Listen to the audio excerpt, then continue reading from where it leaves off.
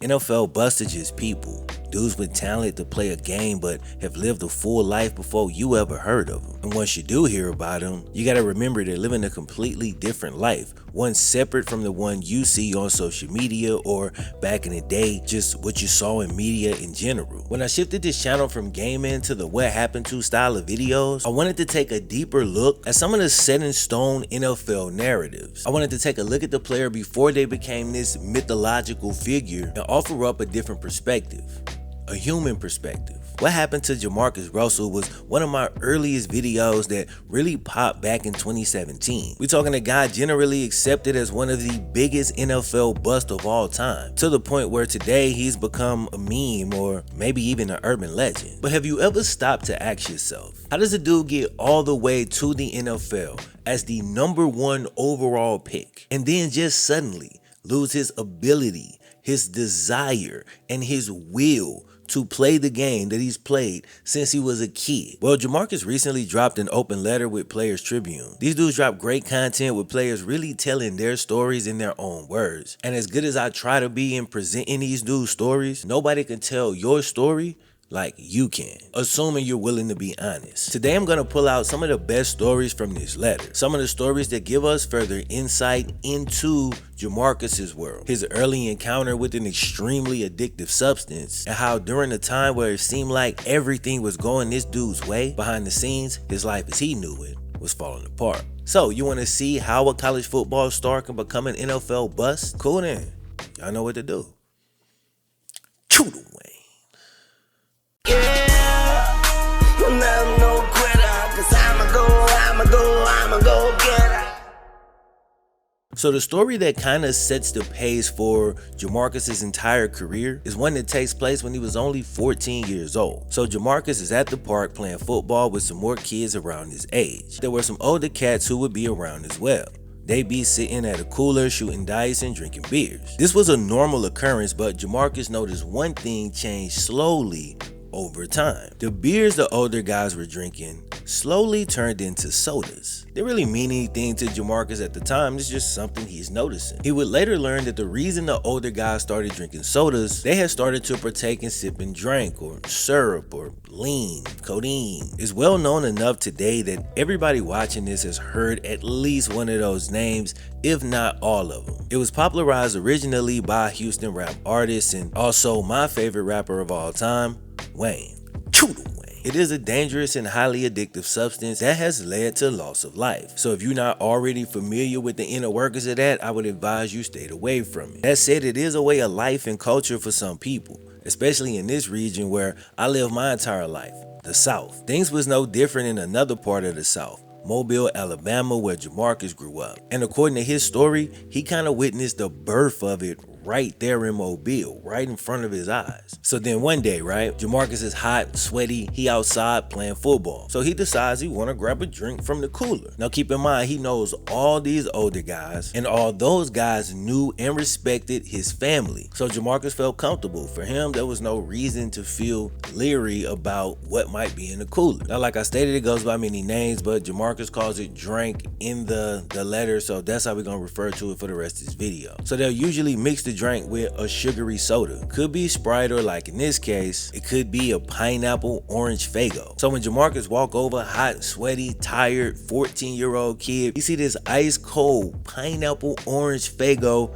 is looking good to him. So he reached down, grab it, crack the top, boom, start drinking it. But he would soon realize that maybe he grabbed the wrong drink. Spoiler alert, he did. Instead of grabbing the drink, Jamarcus accidentally grabbed the drink. Somebody had got to the pineapple orange Faygo before he could and already mixed the codeine into it. So Jamarcus said he immediately felt faded, kinda loopy, and out of it. The guy who pointed the 14-year-old to the cooler, he starts to notice what's going on and immediately begins to panic. See, according to Jamarcus, the guy who pointed him to the cooler was afraid of Jamarcus's dad, but he was more afraid of Jamarcus's mom. So he begged the kid not to tell his family because apparently they was the type that was gonna go looking for dudes. So the guy devised a scheme. He took Jamarcus to the hotel room that he had been staying at to allow him time to sleep it off. Gave him the key and he dipped. Jamarcus goes in the room, and the second his head hit the pillow, he was out. So that was his first time sipping drink, but it would not be the last. It would actually become a normal thing for dude as time progressed. He would end up using it to cope with pain,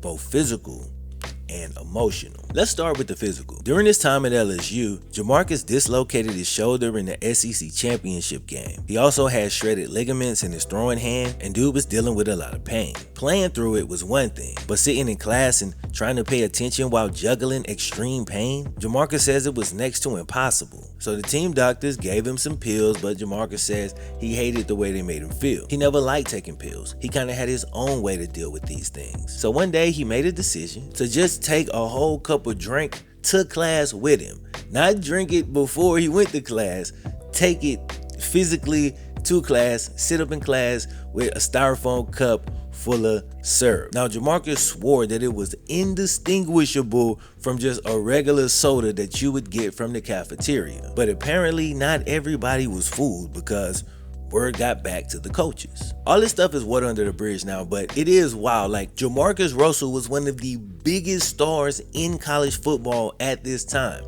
It's just hard to imagine this man walking into a college class, a college course, and just sipping in the middle of class like nobody was gonna notice. He was tripping with that one. I don't know what he was thinking. With that said, Jamarcus does raise an interesting point. He said if he had 3 or 4 pills in his pocket, nobody would have batted an eye. I believe what he was trying to insinuate here is that both things can be used responsibly or irresponsibly, but one makes you a criminal thug and the other just makes you, basically a victim. Anyway, once the coaches got word, they handled the whole situation pretty quietly and they just kind of moved on from it. Jamarcus got through the pain his way, and he would go on to become the first overall pick in the 2007 NFL draft. But before he even got selected, dude got hit with an emotional burden that he really couldn't overcome, not without some help from a certain substance. Jamarcus put on a clinic at his pro day. This thing was tailor-built to highlight the strengths of a player like Jamarcus Russel. Huge cannon arm, could be accurate. Dude's issues were all mental, and that don't mean he didn't have the intelligence. That's where people always go. In this case, when I say mental, I just mean he didn't have the focus or the understanding of what it would take to become a successful quarterback on the NFL level. In order to deal with the things that we're about to discuss, dude would have needed emotional maturity on a level that I'm just not sure if it's fair to expect from a 22-year-old. So anyway, one day after he bodies his pro day, he gets hit with his first test. So he's out in New Orleans to receive the Manning Award. Big award, so he's got the whole family out there. His mom, his dad, and his uncles that he was super close with. So the night before he's set to accept the award, he takes the whole family out to enjoy the city.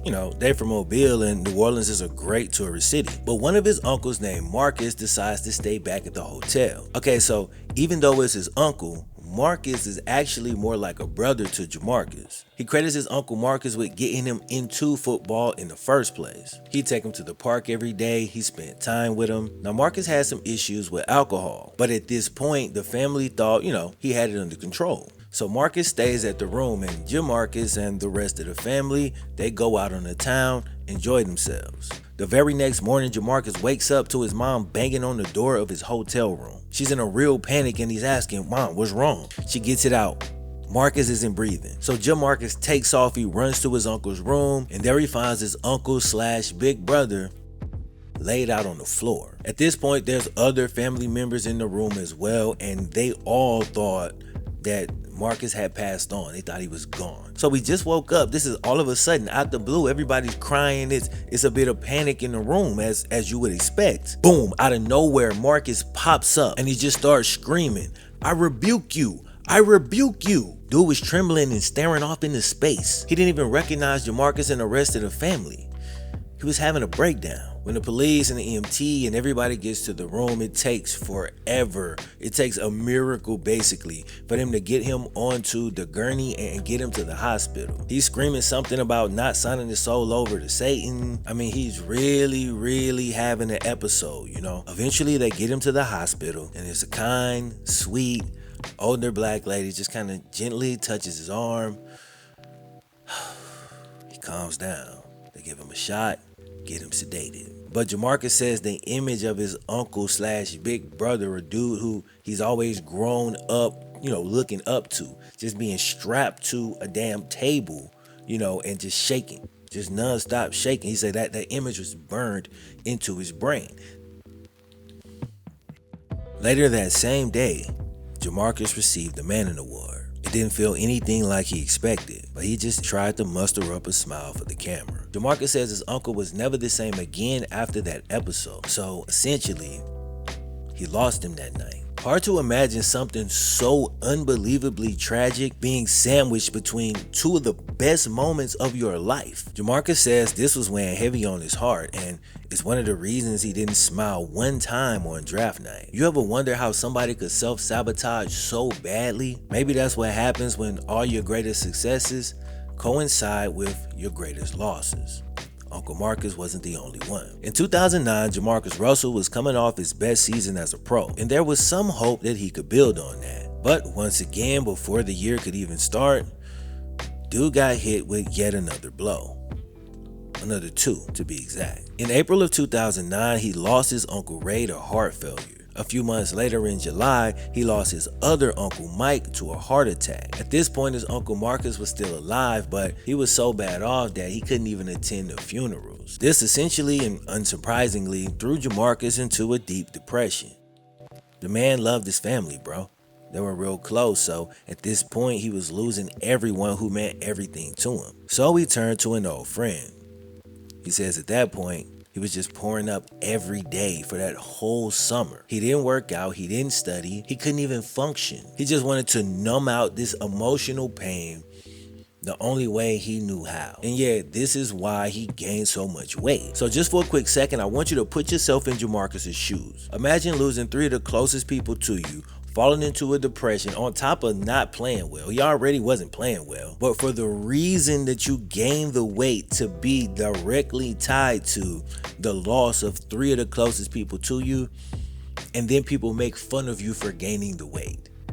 You know what I'm saying? So it's that when they make fun of you for that, it's gonna hit different because it feel like they are mocking your losses. This is before you can jump on your IG live and explain your side of the story. This is before you can pull up to I Am Athlete or the Pivot podcast and explain your side of the story. If you went on to the media, all you was gonna have, and look, I respect the dude, but all you was gonna have was Stephen A and them badgering the hell out of you and giving you 45-second increments to try to explain something that's gonna take 2 hours to unpack. Understand, dude was in a great spot financially, but everybody claimed to value all of this other stuff above money. So if that's the case, how come every time dude get paid a whole bunch of money, we think it's supposed to solve all of his issues? It's stupid, it's backwards, it annoys the hell out of me. That's why I'm ranting. This is not in the script. Now his time with the Raiders, as he describes it, almost feels like it was hostile from the very beginning. Dude spoke about crying on the field during training camp in 2009 after losing his uncles, and he said not a single person even checked in on him. At this point, he couldn't sleep at all, and it was likely a combination of things that caused that. One being the clear depression that he was in, and two, seeing as how he completely ramped up his drink consumption during that summer. If he tried to stop cold turkey once training camp started, he was likely going through withdrawals, which are said to be extremely brutal, and severe insomnia is definitely one of the side effects. Now, any substance like this can be abused, but I would assume that one of the issues with drink is that the way they mix it, unlike other addictive substances like, say, alcohol or pills, the drink actually tastes good to the person that's using it.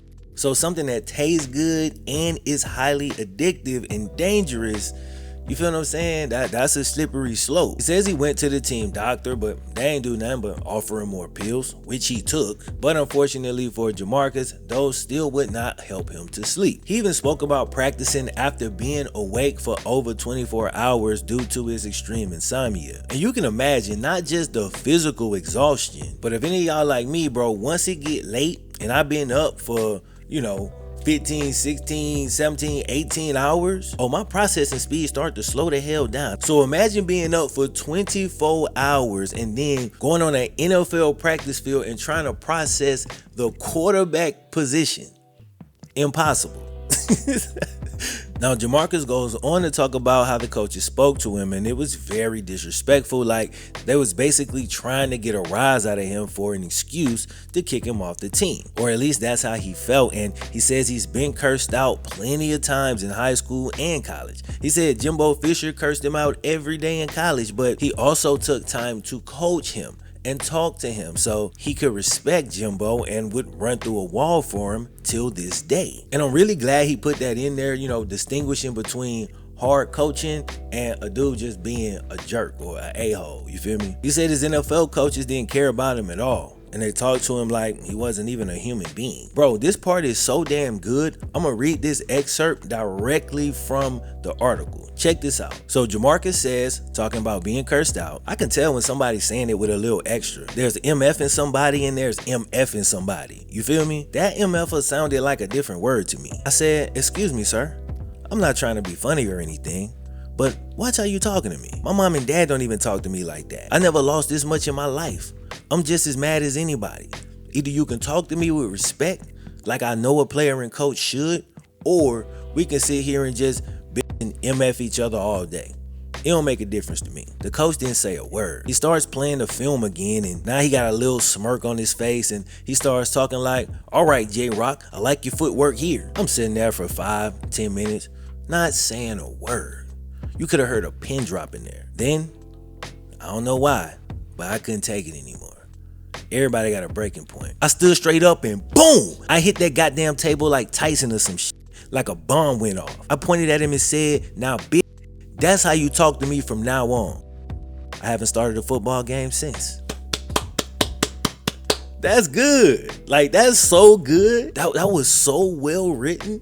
You feel me? Like, we was in the room. So with coaches, it's like anything else. You got decent people. You got decent people who do bad things from time to time. And then you just got a lot of terrible people in that profession. So this story is definitely possible, and it's not even that hard to believe. But for the sake of discussion, I will offer a few, counter perspectives here. Maybe a couple of the things that could have been going on. One, the coach could have been testing them. Dudes had this weird thing, and I ain't gonna lie, it's one of our more toxic traits, but we will push and push and push another guy until he stand up for himself. And sometimes we take it too far. Could have been something like that. Also, going back to the fact that Jamarcus says that whole summer he was going real hard on the drink, and I'm assuming at this point he's trying to stop cold turkey. That's what I'm assuming. I don't know that part. I don't know if he was sipping throughout this whole time. Maybe he was, but if he was trying to cut back on the drink consumption and the fact that he would have had to be at the facility for a large part of the day, I'm assuming he did. The withdrawals, which could have been causing a lack of sleep, which would have then also affected your mood and your temper, you know what I'm saying? It does add up with everything else that he gave us in his timeline. Jamarcus, if you're watching this, I ain't trying to throw shots at you, bro. I just gotta look at the whole situation, bro. That's kind of what we do here. All right, respect. Now, with all of that said, I gotta say this. A lot of these dudes is bullies, man. And I'm talking about the coach. It's a lot of stories about Bill O'Brien and Matt Patricia where they just bullied players on their own team pretty much just because they could. Or maybe that's because that's what they thought Bill Belichick would do. And please miss me with the size thing or, hey, these are football players, how you gonna bully them? We talking about authority. All right, when you got authority over somebody, I don't give a damn how big or little, none of that matter. You can bully a person from a position of authority. And a lot of bullies spend their entire lives trying to get to positions of authority so that they can essentially abuse that power. These are facts. We don't know that it happened in this situation, but we do know that it happens. So it's possible, right? Now, by the end of the article, Jamarcus says that he doesn't consider himself a failure. And he takes the perspective that I would usually take here on the channel. So, bravo to him for that. The way he looks at it is that he's a guy from nowhere, Alabama. He didn't come from money, came from a tough neighborhood, battled addictions, lost loved ones, and despite all of that, he was the first player selected in the 2007 NFL draft, and he made millions of dollars and created financial wellness for himself and his family. And I gotta send a big shout out to Jamarcus Russel for opening up and telling his side of the story. Now, the whole failure thing is subjective. I still have days where I feel like I'm failing. And then I have other days where I look at it like, okay, nah, I'm a kid from Mississippi. Like, I shouldn't even be here doing this. And That's true to an extent, but at the same time, if you look at just the ability that Jamarcus Russel was blessed with, there was more untapped potential there, right? And so when you look at it like that, it's like, damn, I have more potential. I got potential to do more than what I'm doing. In those situations, does that make you a failure? Matter of perspective, you know? And the beautiful thing about perspective is that you have a choice which view you want to take. And so my advice would be, and this is what I do, on them days where I do feel like I'm not living up to my potential, when I'm kind of feeling like a failure, I'll take that energy and then put it into my work. Oh, I ain't getting it done. Okay, I bet. So sometimes that perspective is helpful, but if you beating yourself up too much and you depressed or you down, you need to pull yourself up out of that. Then yeah, you definitely need to take a look back, look at where the hell you came from, and look how far you were able to get, and take pride in that, bro, because think about how many other people was never able to get that far. Like, ain't none of this stuff guaranteed. One thing I really like is that Jamarcus kind of stayed quiet and played the background for just long enough for this whole media thing to start to shift. When I made my initial Jamarcus Russel video back in 2017, the way athletes were covered was completely different. The media didn't care about their mental health or their human side of it, and none of that. They was literally talking about these dudes like they wasn't even human, just like Jamarcus said. So now that we're more open to hear the athlete side of the story and empathize with them, I think it's just a great time for Jamarcus to come back, and I would love to see him on the Pivot podcast. Like, that's what I want to see. But like I said, I'm happy dude was able to tell his side of the story. Y'all should definitely check out the full article at the Players Tribune. It's real good, bro. Jamarcus did his thing, and there's a ton more detail and more stories jam-packed into that thing. So you should definitely go check it out. I'm gonna link it down in the description. That's it for today's video. I hope y'all enjoyed it. I'll catch y'all boys next time, man. Peace.